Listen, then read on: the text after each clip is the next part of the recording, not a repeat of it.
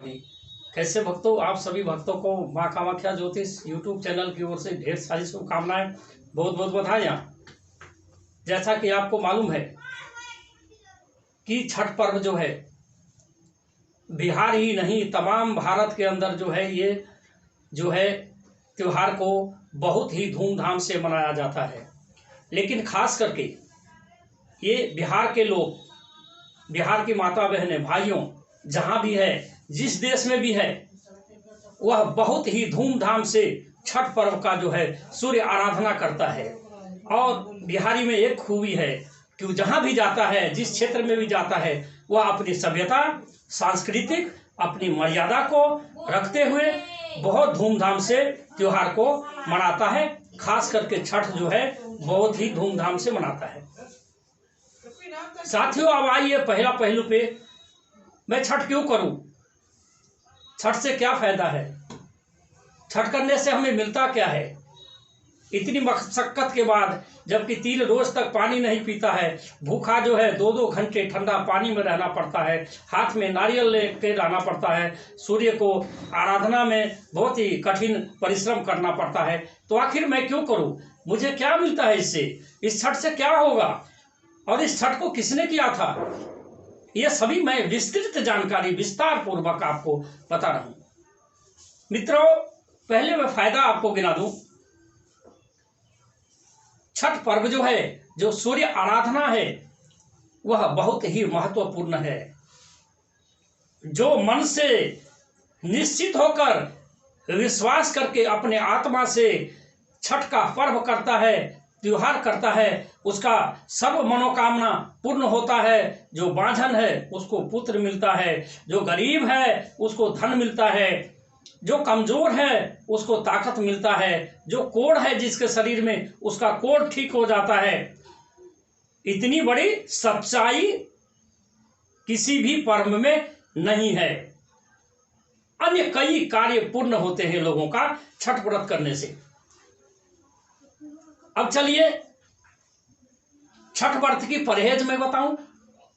ये अगर आप व्रत करते हैं तो इसका हाइपोटेंसी है, इंपोर्टेंट है कि आप छठ के व्रत में क्या करें, आपको क्या परहेज करना पड़ेगा। छठ व्रत करने वाली माताओं बहनों से और भाई, कई भाई जिसका मनोकामना पूर्ण हुआ है वो करते हैं, तो सबसे पहले उनके लिए यह शुभ संदेश कि छठ से कम 3 रोज या 4 रोज पहले जो है आप जो है लहसुन और प्याज को खाना बंद कर दें। उसके बाद छठ का जिस दिन से खरना होता है, नहाए खाए होता है, करना उसी को खरना हम लोग बोलते हैं, नहाए खाए होता है, उस दिन से शरीर में साबुन तेल लगाना बंद कर दें और किसी रस्सी में हाथ न लगाएं, किसी खटिया पर न बैठे, हल्दी न छुएं और ब्रह्मचर्य रहें, नीचे में रहें। नीचे में जब तक कि सुबह सूर्य का अर्घ नहीं हो जाता है दूसरा, तब तक नीचे में शयन करें। मित्रों, उसके बाद अब मैं आपको बताऊं कि यह सूर्य उपासना कहां से हुई, किसने किया और फिर कैसे कैसे बिहार में फैला। क्योंकि मुख्य जगह जो है सूर्य आराधना का, छठ का, ये बिहार का ही है। आज भी जापान के लोग जो हैं, लंदन के लोग हैं, वो अपने आप को सूर्य पुत्र मानते हैं।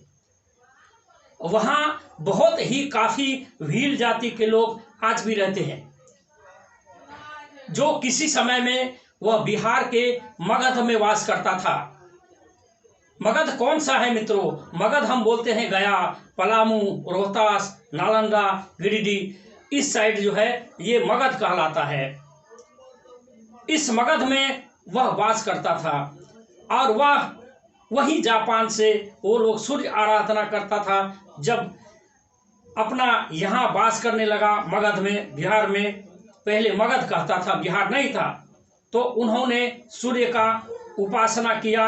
उनको धीरे धीरे लोगों ने देखा यह क्या कर रहा है, उन लोगों से पूछा, इस व्रत को कैसे किया जाए। भील जाति के लोगों ने इन लोगों को, हमारे बिहार के लोगों को बताया कि इस तरह से सूर्य का उपासना किया जाता है। और धीरे धीरे 1 2 3 4 लोग जो है इन उपासना को किया और उनके सर्व मनोकामनाएं पूर्ण हुई। धीरे धीरे तमाम बिहार में फैल गया और बिहार में फैलने के बाद आज समूचे भारत ही नहीं, विदेश में भी यह छठ पर्व जो है बहुत ही धूमधाम से मनाया जाता है और सभी के मनोकामनाएं पूर्ण होती है। तो मेरा जैसा कहना था कि आप जो है बाखूबी आराधना करते हैं, लेकिन मैंने जो परहेज बताया है उन परहेज को करना जरूरी है। और ध्यान ये रहे कि जब आप सूर्य का अर्घ देते हैं सुबह, ये देखिए मेन इंपॉर्टेंट चीज है, ये अगर आप नहीं करते हैं तो कितना भी व्रत कर ले आपको फायदा नहीं मिलेगा। जो आपकी दूध है जिससे अर्घ देते हैं, दूध में 25% घी होना चाहिए, उसी दूध में चंदन होना चाहिए, उसी में गंगाजल होना चाहिए, उसमें बेल की पत्ती होना चाहिए, उसी में तुलसी होना चाहिए। इनको मिला के आप पंचामृत बनाएं और पंचामृत से सूर्य को अर्घ दें। मंत्र पढ़ें, ओम ह्रांग ह्रीं रों सः सूर्याय नमः। ध्यान रखिएगा, ओम ह्रांग ह्रीं रों सः सूर्याय नमः। ऐसे हाथ करके ओम ह्रांग ह्रीं रों सूर्याय नमः, ओम ह्रांग ह्रीं रों सः सूर्याय नमः। इस मंत्र से अर्घ दिया जाता है सूर्य को। उसके साथ ही जब आप अर्घ दे देते हैं तो शाम को आप किसी अंकुरी को किसी कटोरे में उसको पानी में दे दे ताकि सुबह तक फूल जाए। या मूंग हो, मूंग की दाल हो, या चना हो, या कुछ भी मटर हो, जो भी हो, उसको रात भर फूलेगा। सुबह आप जब घाट से पुनः वापस आते हैं तो आप उस अंकुरी को तमाम पोखर का जो घाट है सब पे छिड़क दें। इसको छिड़कने से क्या होता है कि अगर वो अंकुरी एक भी मिल गया और अगर किसी महिलाओं को पुत्र नहीं हो रहा है, पुत्री नहीं हो रहा है, 20 साल 25 साल हो गया है, तो अगर वह छठ मैया का कृपा है, सूर्यदेव का कृपा है कि एक अंकुर अगर खा लिया तो उसको अवश्य होगा, उसकी मनोकामना अवश्य ही पूर्ण होंगे। ये सदा सत्य है। उसके बाद अब सूर्य आराधना छठ किसको बोलते हैं? आप शुक्ल पक्ष की षष्ठी को सूर्य भगवान का छठी हुआ था। जैसे हम आप अपने बेटे बेटियों की 6 दिन के बाद छठिहार मनाते हैं, छठी करते हैं, वैसे ही सूर्य भगवान का षष्ठी के दिन छठी हुआ था। इसलिए हम लोग सूर्य आराधना करते हैं।